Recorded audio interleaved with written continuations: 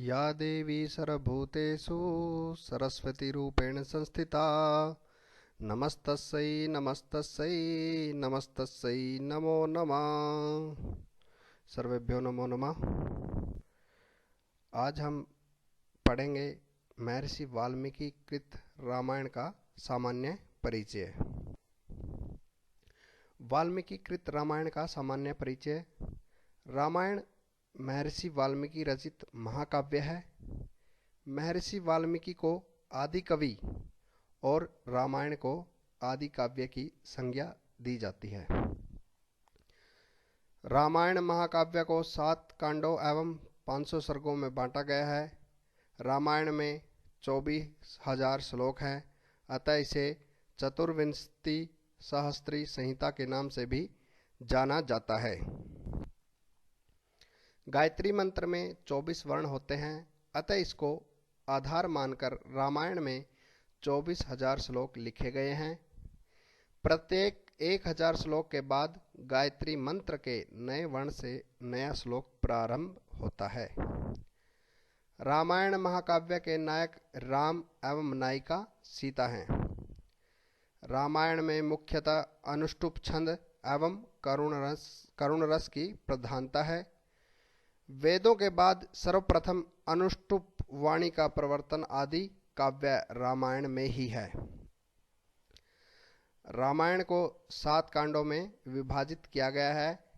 बालकांड, अयोध्याकांड, अरण्यकांड, किष्किंधाकांड, सुंदरकांड, युद्धकांड एवं उत्तरकांड। बालकांड। बालकांड में 77 सर्ग हैं।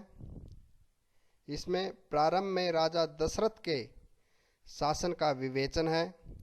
निसंतान दशरथ पुत्र प्राप्ति के लिए यज्ञ करते हैं। परिणाम स्वरूप राजा दशरथ के 4 पुत्र पैदा होते हैं।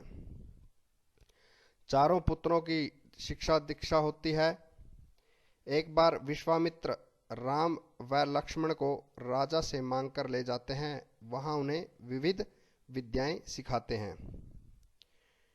विश्वामित्र राम और लक्ष्मण को मिथिला में सीता के स्वयंवर में ले जाते हैं, जहां राम शिव धनुष का भेदन करते हैं तथा राम का सीता के साथ विवाह होता है।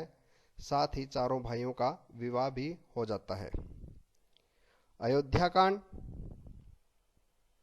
राजा दशरथ अपने प्रिय और सबसे बड़े पुत्र राम का राज्याभिषेक करना चाहते हैं। रानी कैकेयी उसे समय दासी मंथरा के बहकावे में आकर दशरथ से 2 वरदान मांगती है। कौन से 2 वरदान? पहला, राम को 14 वर्षों का वनवास एवं भरत का राज्य अभिषेक। परिणाम स्वरूप राम, लक्ष्मण व सीता वन को जाते हैं, जिनके वियोग में दशरथ का मरण हो जाता है। जब भरत अपने नाना के यहाँ से आते हैं तो वे राज्य नहीं चाहते तथा भाई राम को लेने वन चले जाते हैं। राम पिता के वचनों को पूरा करने के इच्छुक हैं, अतः भरत राम की चरण पादुकाएं लेकर आ जाते हैं और नंदीग्राम में रहने लगते हैं और वहीं से राज्य करने लगते हैं। उसके बाद अरण्यकांड। अरण्यकांड में राम पहले निषाद राज के साथ वनों में घूमते हुए चित्रकूट आदि होते हुए दंडक वन में आ जाते हैं, जहां पर पंचवटी बनाकर रहते हैं। वहीं पर राम भी जनस्थान में रहने वाली शूर्पणखा से भेंट होती है, जिसके अनुचित आचरण से राम उसे करूपा बना देते हैं। इसी कारण राम वहां के खरदूषण, त्रिशरा आदि अनेक राक्षसों का वध करते हैं। तभी रावण क्रोध में आकर मारीच को लेकर राम के आश्रम के पास जाते हैं।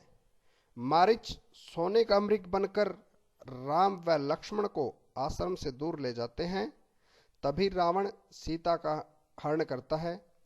सीता के वियोग में राम की सुग्रीव से मित्रता होती है।